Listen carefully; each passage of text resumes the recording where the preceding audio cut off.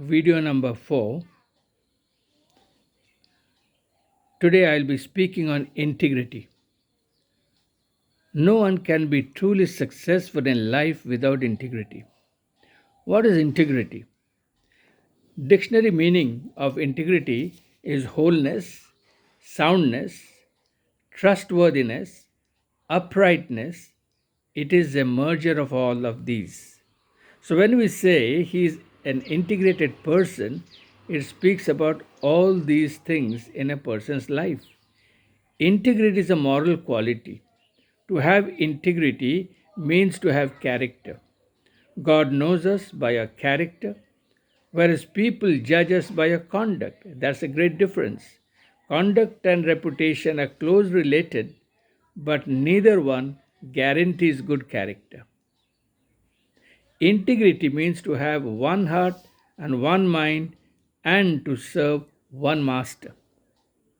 That is integrity. Integrity is opposite to duplicity. Dishonesty kills integrity and self respect dies. Those who lack integrity hinder the progress of the gospel in this world and set Christ's message in a false light. There are many today, those who do not have integrity in their lives. And therefore, when they talk about Christ, when they talk about the gospel, it has an adverse effect. We would like to see such integrity in the midst of immorality in the life of Joseph. Joseph exhibited integrity above sexual temptation. In the book of Genesis, chapter 39, from verses 1 to 12, we read about him, and the same chapter, verse 2, 3, and 21, three times it is recorded that the Lord was with Joseph. First, he was sold by the brothers to the Midianites, traders, and then the Pharaoh's officer Potiphar bought him and took him to his home. He saw that the Lord was with him and Joseph was a success. And so he saw the Lord's presence was with Joseph and he was a successful man. He gave him authority of his household. Potiphar, the officer, gave him authority of his household. But Potiphar's wife was a wicked lady. And when Potiphar was not at home, she wanted Joseph to have sex with him. She seduced him and trapped him to have this sex with him. But Joseph was a man of integrity. And Joseph faced a great sexual temptation, but he strongly withstood against evil and temptation and ran away from that home. And when he ran away, his garment was left in the hands of Potiphar's wife. So he was falsely accused and put in the prison. There, Joseph proved himself because of his good nature, character, and his goodness, and the jailers, they saw it, and he proved himself and got the favor of the jailer. And then he was promoted. He stood for a cause, he overcame, and he overcame sin and temptation and proved his integrity. He was then taken to Pharaoh's palace because by that time Pharaoh the king, he knew that here was a man who was proven.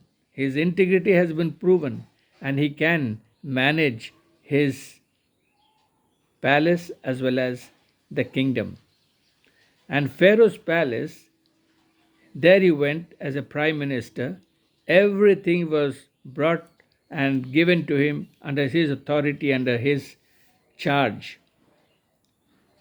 And then, because of his integrity and faithfulness, He saw that the life of his father Jacob and brothers, the family, and 17 all during the famine, and how they have been saved because Joseph was in the king's palace. Thus, Israel continued to exist and they were not wiped out. This integrity is a requirement, a value in the world today. Many have tried to eradicate Israel from the face of the earth. Even the same Egypt, once President Nasser said, "Come, let us wipe Israel from the face of the earth." But it never happened. Not only there in 1959 when President Nasser said this, but much before that, 2000 years before that, when Pharaoh, he also saw and they knew that here is a chosen race. Why? Because God had his plan in the life of this race, his nation. The Savior was to be born. Jesus was a Jew. He was born in the Jewish family. Jesus was not meant to be the Savior only of the Jews, but the whole mankind. He carried out the will of God and he lived a life of integrity and holiness.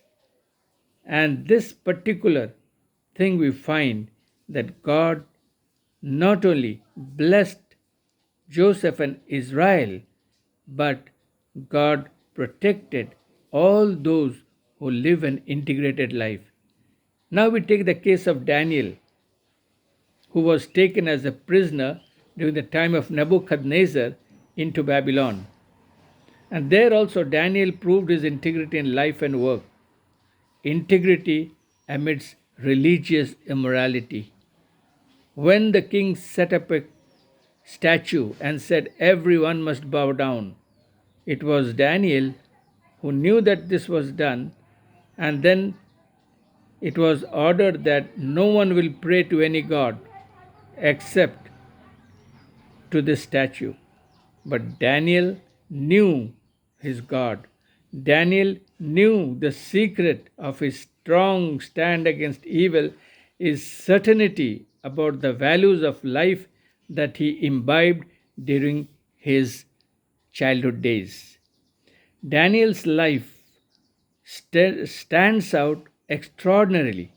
Daniel, with his friends Shadrach, Meshach, and Abednego, they stood for the truth with courage and integrity.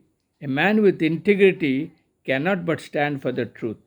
Daniel had a mark of godliness in his life. Daniel was an excellent man with attitude. His attitude was excellent. There was no jealousy when his people, those who worked with him, they cooked up all false stories.